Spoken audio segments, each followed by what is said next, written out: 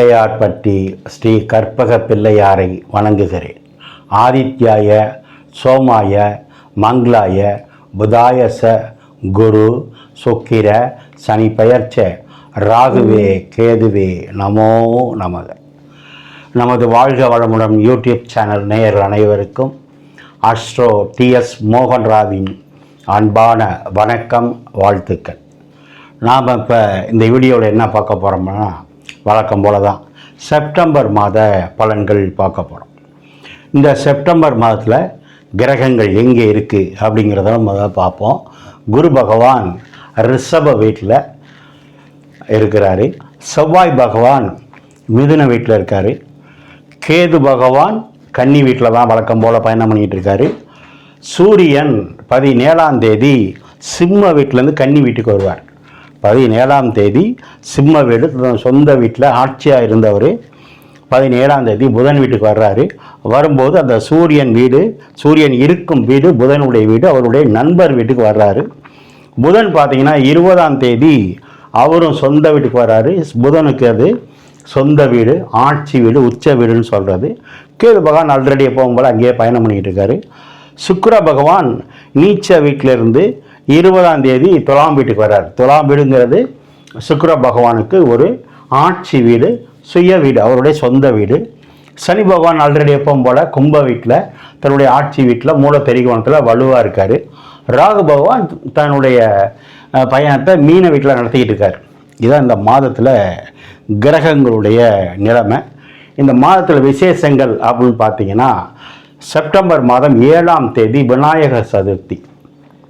விநாயகர் சதுர்த்தினா விநாயகருக்கு பிறந்த நாள், விநாயகருக்கு விழா, எப்படி வேணாலும் சொல்லலாம். நம்ம இல்லங்கள்லையும் சரி, நம்ம இருக்கிற ஊர்லேயும் சரி, ஒரு சில ஊர்களெல்லாம் பார்த்தீங்கன்னா 2-3 விநாயகர் இருப்பார் ஒரு தெருவிலே, ஒரு ஊருக்குள்ளேயே. விசேஷமான விநாயகர் கோவில் அப்படின்னா நம்முடைய பிள்ளையார்பட்டி கற்பக விநாயகர். அங்கெல்லாம் பார்த்தீங்கன்னா 1 மாத திருவிழா நடக்கும். தேரோட்டம், அன்னதானம், காவடிகள், கலை நிகழ்ச்சிகள், இப்படி பார்த்தீங்கன்னா அங்கே பிள்ளையார்பட்டியில் தமிழ்நாட்டில் மிகப்பெரிய ஒரு விசேஷம் விநாயகருக்குன்னா பிள்ளையார்பட்டி தான். அங்கே நம்ம தமிழ்நாட்டு மக்கள் மட்டுமல்ல, இந்தியா முழுவதும் இருக்கிற மக்கள் வந்து போவாங்க. அது மாதிரி உலக நாட்டு தலைவர்களும் வந்துட்டு போவாங்க. அப்படி ஒரு சுயம்பாக வந்த விநாயகர் கற்பக விநாயகர் பிள்ளையார்பட்டி. அதே மாதிரி நம்முடைய திருச்சியில் மலைக்கோட்டை பிள்ளையார், அவர் ரொம்ப விசேஷமான பிள்ளையார். தமிழ்நாட்டில் அங்கேயும் வெகு சிறப்பாக இருக்கும். பாண்டிச்சேரியில் மடக்குள விநாயகர், இன்னும் பல ஊர்களில் விசேஷமான கோவில்கள், விநாயகருக்குன்னு தனி கோவில் இருக்குது. ஏன் ஒவ்வொரு வீட்லேயும் அன்றைய தினம் விநாயகர் சிலையை கொண்டாந்து வச்சு அர்ச்சனைகள், அபிஷேகங்கள் செஞ்சு விழா கொண்டாடுவாங்க. அப்படி கொண்டாடக்கூடிய நாட்டு மக்கள் அனைவருக்கும் நம்ம சார்பாக, நம்முடைய யூடியூப் சார்பாக அனைவருக்கும் அன்பான அந்த விநாயகர் சதுர்த்தி வாழ்த்துக்களை தெரிவிச்சுக்கிறோம். இப்போ நேயர்கள் நீங்கள் என்ன பண்ணுறீங்கன்னா, வழக்கம் போல தான் உங்களுக்கு இந்த சேனல் இப்போ தான் முத பார்க்குறீங்க அப்படின்னா லைக் பண்ணுங்கள், சப்ஸ்கிரைப் பண்ணிக்கோங்க, உங்கள் உறவினர் நண்பர்கள் சொல்லுங்கள். நான் மறுபடியும் சொல்கிறேன், இந்த ப்ரோக்ராம், இந்த நிகழ்ச்சிங்கிறது ஒரு பொது பலன் தான். செப்டம்பர் மாதம் 12 ராசிக்கும் தனித்தனி வீடியோ எப்படி இருக்கும் அப்படிங்கிற பொது பலன் மட்டுமே. இது உங்கள் சொந்த ஜாதக பலன் இல்லை. சொந்தமாக உங்கள் ஜாதகத்தை தெரிஞ்சுக்கணும், அதுக்கு பலன் வேணும் அப்படின்னா கீழே இருக்கிற என் நம்பருக்கு ஃபோன் பண்ணுங்கள். நான் வாட்ஸ்அப் நம்பர் தரேன், ஜாதகம் பார்க்கலாம். மறுபடியும் குரு பகவான் ரிஷப வீட்டில் இருக்கார். நான் சொன்ன மாதிரி இதில் என்ன விசேஷம், அந்த மாதம் சிறப்பு அப்படின்னா, கன்னி வீட்டில் புதனும் சூரியனும் ஒன்றா இருக்காங்க. நண்பருடைய வீட்டில் புதன் உச்சம் அப்படின்னா கணக்கு, கணிதம், ஆடிட்டிங், எண்கள், இது சம்பந்தமான துறையில் இருக்கிறவங்களுக்கு, தகவல் தொடர்பில் இருக்கிறவங்களுக்கு, டைரக்ஷன் பண்ணுறவங்களுக்கு, எழுத்து துறையில் இருக்கிறவங்களுக்கெல்லாம் இந்த மாதம் சிறப்பு. அதே மாதிரி அரசு சார்ந்த விஷயங்களை எதிர்பார்க்குறவங்களுக்கும் சிறப்பு. ஏன்னா ஆவணி மாதமும் அரசு சார்ந்த விஷயங்கள், பதவி உயர்வு, வேலைவாய்ப்பு, தேர்வுகள், இதெல்லாம் வெற்றி அடையும். கன்னி வீட்டுக்கு சூரியன் வந்தாலும் அவர் நண்பர் வீட்டுக்கு வந்ததுனால அதுலேயும், ஏன்னா காலப்புருஷனுக்கு 6ஆம் வீட்டில் சூரியன் இருக்கும்போது, அதுக்கு வீடு கொடுத்த புதன் உச்சமாக இருக்கும்போது அரசாங்க விஷயங்கள் வெற்றியாகும் உங்கள் ஜாதகத்துக்கு தகுந்த மாதிரி. அடுத்து இன்னொரு விசேஷம் என்னென்னா, சுக்கிரன் சொந்த வீட்டில் இருக்கார். காலப்புருஷனுக்கு 7ஆம் இடம் சுக்கிரன். அந்த சுக்கிரன் களத்திர காரனும் சுக்கிரன் தான். அப்போ 7ஆம் வீட்டில் ஆட்சியாக இருக்கும்போது அப்போ இந்த மாதம் என்ன ஆகும்? ஆவணி, செப்டம்பர், ஆவணி, புரட்டாசி, ஐப்பசி வரைக்கும் திருமணங்கள் நிறைய நடக்கும். யாருக்காவது திருமணம் லேட் ஆகுது அப்படின்னா இந்த மாதம் நடப்பதற்கு வாய்ப்பு இருக்குது. அது அக்யூரேட்டாக வேணும்னா உங்கள் சொந்த ஜாதகத்தில் நல்ல தசாபுத்தி நடக்குதான்னு பார்த்துக்கணும். இன்னொன்று என்னென்னா, சனி பகவான் தன்னுடைய சொந்த வீட்டில் ஆட்சியாக இருக்கார். அப்போ தீர்ப்புகள், கோர்ட்டில் நீதிமன்றங்கள் நடக்கிற தீர்ப்புகளுக்கெல்லாம் நல்ல நியாயமான, நேர்மையான, சரியான தீர்ப்புகள் வெளிவரதுக்கு வாய்ப்பு இருக்குது. ராகு பகவான் மீன வீட்டில் இருக்கிறதுனால அவர் அந்த நீர் வீட்டில் பயணம் பண்ணுறதுனால, ராகு அப்படின்னா வாயு, காற்றுக்குள்ள கிரகம் சனி அவர் ஆட்சியாக இருக்கிறதுனால ஒரு சில இடங்களில் காற்று சம்பந்தமாக அல்லது நீர் சம்பந்தமாக பாதிப்புகள் நடந்திருக்கும் அல்லது நடக்க வாய்ப்பு இருக்குது. ஆனால் பொதுவாக இந்த மாதம் சிறப்பு. செவ்வாய் பகவான் பார்த்தீங்கன்னா காலபுருஷனுக்கு 3ஆம் இடத்துல தைரியம், வீரியம், கீர்த்தி, புகழ், அந்தஸ்துன்னு சொல்கிற இடத்துல செவ்வாய் இருக்கார். பொதுவாக 3ஆம் இடத்துல, காலபுருஷனுக்கு 3ஆம் இடத்துல செவ்வாய் இருக்கும்போது விளையாட்டு வீரர்களுக்கு நல்லது, அரசியல்வாதிகளுக்கும் நல்லது, அரசு துறையில் இருக்கிறவங்களுக்கும் நல்லது. அடுத்து இந்த குரு பகவான் கன்னி வீட்டையும் விருச்சக வீட்டையும் மகர வீட்டையும் பார்க்கறதுனால கன்னி ராசி, விருச்சக ராசி, மகர ராசிக்கு சிறப்பான பலன்கள் இருக்கும். இப்படி நம்ம தொடர்ந்து பேசுவோம். ஓம் நமச்சிவாய. விருச்சக ராசி பார்ப்போம். விருச்சக ராசி அப்படின்னா செவ்வாய் பகவானுடைய இன்னொரு ராசி. செவ்வாய்க்கு 2 ராசி, மேச ராசி ஒன்று, விருச்சக ராசி ஒன்று. அந்த விருச்சக ராசிக்கு இந்த செப்டம்பர் மாதம் எப்படி இருக்குன்னு பார்ப்போம். செப்டம்பர் மாதம் அப்படின்னாலே விருச்சிக ராசிக்கு சூரிய பகவான் 10ஆம் இடத்துலையும் 11ஆம் இடத்துலையும் இருப்பார். அதில் இந்த மாதம், இந்த வருஷம் என்னென்னா குரு பார்வையிலேயே இருக்குது. ராசிநாதன் குரு பார்வையிலே இருக்குது. அப்போ இந்த செப்டம்பர் மாதம், ஆவணி மாதம் பிறந்தநாள் கொண்டாடுற எல்லாருக்கும் நம்ம சார்பாக வாழ்த்துக்களை சொல்லிக்குவோம். இந்த மாதம்தான் விநாயகருக்கும் பிறந்தநாள், அவருக்கும் விநாயகர் சதுர்த்தி வருது. நம்ம அவர் ஆசீர்வாதம் பண்ண முடியாது, அவருடைய ஆசீர்வாதம், விநாயக பெருமானுடைய ஆசீர்வாதம் நமக்கெல்லாம் கிடைக்கணும்னு வேண்டிக்குவோம். சரி, இப்போது இந்த ராசிநாதன் எங்கே இருக்கார்? ராசியை குரு பார்த்துக்கிட்டு இருக்கார். முதல் பாயிண்ட்டு, இது பெஸ்ட்டு. நீங்கள் கேட்டதெல்லாம் கிடைக்கும், நீங்கள் கேட்குற மாற்றங்கள் கிடைக்கும். ரைட்டு. ராசிநாதனுக்கு, ராசிநாதன் ராசி அவருக்கு 8ல் போய் இருக்காரு, இருக்கக்கூடாது.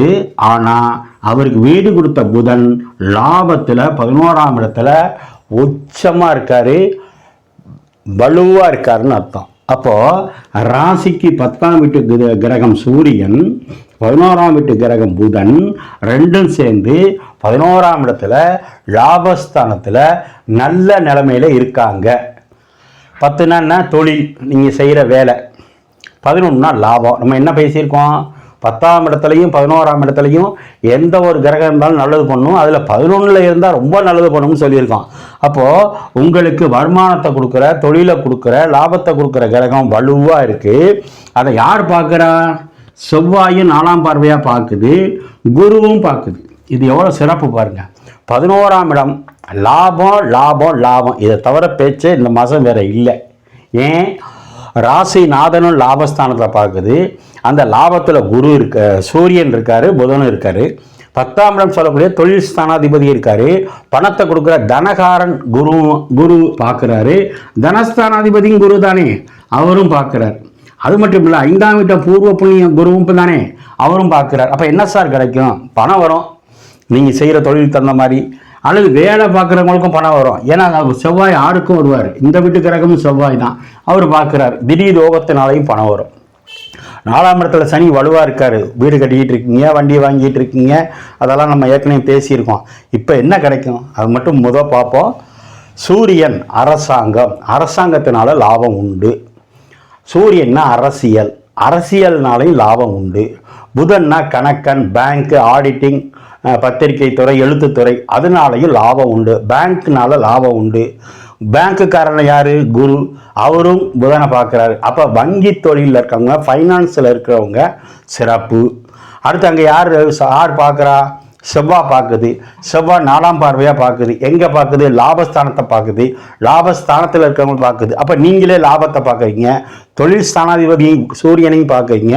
அப்போ அவங்க சிந்தனை ஃபுல்லாக இதில் இருக்கும், நீங்கள் செய்கிற தொழிலையும் லாபத்துலையும் இருக்கும். லாபம் அபரிவிதமாக வந்தால் வீடு கட்டுவீங்க, நல்லா இடம் வாங்குவீங்க, இல்லை தொழில் பண்ணுவீங்க. சூரியனை பார்க்குது, அரசாங்கத்தினால லாபம், அப்பானால லாபம். செவ்வாய்னா ரியல் எஸ்டேட்டு, கட்டடம், செங்கக்காலவா, சிவப்பு நிற தொழில் எல்லாமே செவ்வாய் தான். அது லாபஸ்தானத்தை பார்க்கப்ப இதிலெல்லாம் உங்களுக்கு லாபம் கிடைக்கும். செவ்வாய்னா மத்திய அரசு, சூரியன்னா மாநில அரசு, அதனால லாபம் கிடைக்கும். இப்போ தான் சொன்னேன் குருன்னா பேங்க்குன்னு, புதன்னாலும் பேங்க்கு. அப்போ சிஸ்டம் ஒர்க்கில் இருக்கவங்க, பேங்க்கு வங்கித்துறையில் இருக்கவங்க, ஃபைனான்ஸ் நடத்துகிறவங்க, சிட் ஃபண்ட்ஸ் நடத்துகிறவங்க, இவங்களுக்கெல்லாம் லாபம். அப்போ லாபம் என்ன லாபம்? பண லாபம். திருமணமாக ஏற்கனவே பேசியிருக்கோம். குரு பார்வையில் நிறைய பேருக்கு திருமணம் ஆகிட்டு இருக்கு. குரு பார்வை இருந்தால் குழந்தை பாக்கியம் கிடைக்கும். 3ஆம் இடம் சனி பகவான் 4 ஆட்சியாக இருக்குது. அப்போ உங்கள் தம்பிக்கு யோகம். 10ஆம் இடத்தை சனி பகவான் பார்க்குறாரு. உங்களுக்கு 10ஆம் இடத்தை சனி பகவான் பார்க்குறாரு. சனி பகவான் யார்? கர்மக்காரன், தொழில்காரன், ஜீவனக்காரன். 10ஆம் இடத்தை பார்த்தா படிப்படியாக உங்கள் தொழில் முன்னேற்றம் இருக்குன்னு சொல்லலாம். ஜீவனக்காரன் மட்டும் இல்லை, ஆயுள்காரன் 10ஆம் இடத்தை பார்க்குது. 9ஆம் இடத்துக்கு 2ஆம் இடம் அப்படின்னா 10ஆம் இடம். அப்போ அப்பாவுக்கு தொழில் நல்லா இருக்குது, அப்பாவுக்கு வருமானம் நல்லா இருக்குது. 10ஆம் இடம்னா அவங்க மாமியாரை சொல்கிறது சூரியன், அது 11ல் இருக்குது. அப்போ அவங்க மாமியாருக்கு லாபம் இருக்குது, அவங்கனால உங்களுக்கு லாபம் இருக்குது. இப்படி சொல்லிக்கிட்டே போகலாம். அந்த இடத்த குருவும் பார்க்குது. சார் 5ஆம் இடத்துல ராகு. 5ல் ராகுன்னா என்ன? 5ஆம் இடத்தை விரிவுபடுத்துவது, டெவலப் பண்ணுவது. 5ன்னா என்ன? உங்கள் அறிவு. 5ன்னா என்ன? அதிர்ஷ்டம். 5 அங்கே யார் இருக்கா? ராகு பகவான் இருக்கார். அப்போ உங்கள் உயர்கல்வியை விரிவுபடுத்துவார், உங்களுடைய குழந்தைகளுடைய கல்வியை விரிவுபடுத்துவார். 5ல் ராகு இருந்தால் அழகான ஆண் குழந்தை கிடைக்கும். குழந்தை இல்லைங்கிறவங்களுக்கு பேச்சுக்கு வேலையே இல்லை, நல்ல குழந்தை பாக்கியம் கிடைக்கும். குரு பார்வை இருக்கிறதுனால எந்த தோஷமும் இல்லை. ஆக இது சொல்லிகிட்டே போகலாம். செவ்வாய் 8ல் இருக்கும்போது திடீர் யோகம் உண்டு, திடீர் விரயமும் உண்டு. செவ்வாய் தான் நெருப்பு கிரகம். இப்போ வண்டி வாகனங்களில் போகும்போது கவனமாக இருக்கணும். 7ல் இருக்க குரு என்ன பண்ணுவார்? கணவன் மனைவி ஒற்றுமையை பலப்படுத்துவார்.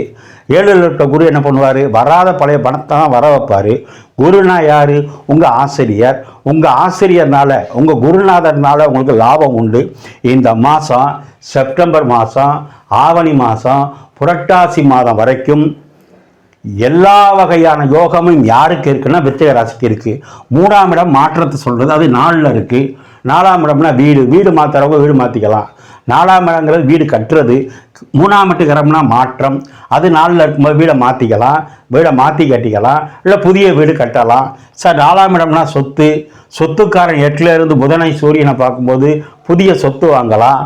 பேங்க்கு புதன், சூரியன் அரசாங்கம், செவ்வாய் சொத்து.